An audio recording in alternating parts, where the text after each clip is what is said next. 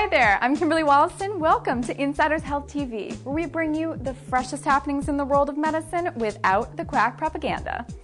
Today, we'll be talking about the most definitive study about energy drinks and sports drinks and how they're affecting your children.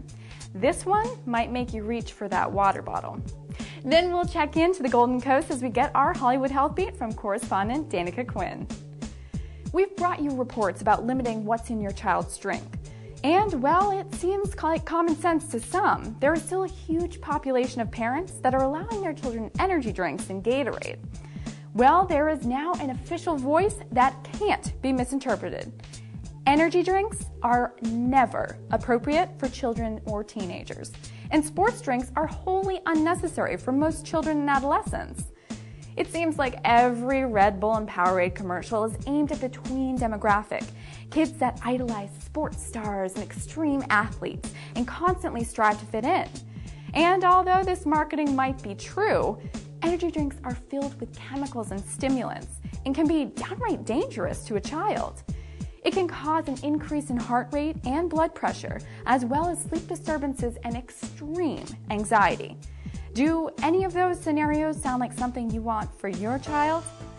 Sports drinks are barely any better. The truth is that children mostly just need good old H2O when they're playing sports or exercising. Sports drinks contain extra calories and can contribute to obesity and tooth decay, and they're never recommended with meals. They're for use only in rigorous exercise or for those that are really maximizing their physical output.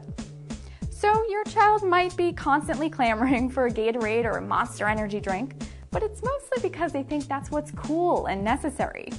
Make sure you take the marketing out of your son or daughter's head and let them know that water will give them the same benefits with less of the bad stuff.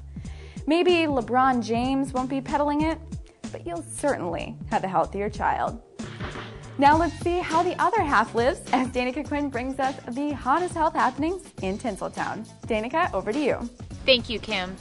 Patrick Stewart may always be America's favorite space captain, but recently he's been exploring a new final frontier that has nothing to do with Trekkies.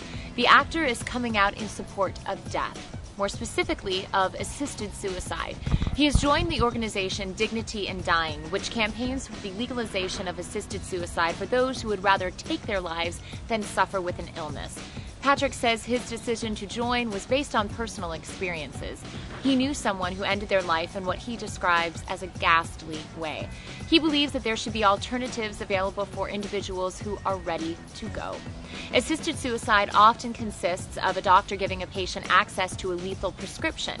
A high enough dosage of narcotics, sedatives, or antidepressants will usually cause the patient to pass away with very little pain. This is slightly different than the practice of euthanasia or mercy killing, where the doctor will directly administer the lethal dose to the patient. With assisted suicide, it is the patient who commits the final act of ending their own life. This practice is controversial for both ethical and spiritual reasons, but Stewart and other followers support every individual's right to death. So far, not even Captain Picard's Starfleet diplomacy skills have convinced the government to legalize it. But we're guessing he won't give up on this mission until he makes it so. Until your next Hollywood Healthbeat, I'm Danica Quinn, and I've got my finger to the pulse of Hollywood. Back to you, Kim. Thanks, Danica. That's it for this edition of Insiders Health TV. I'm your host, Kimberly Wollaston, and remember, it's your health. We're just helping you think outside the box.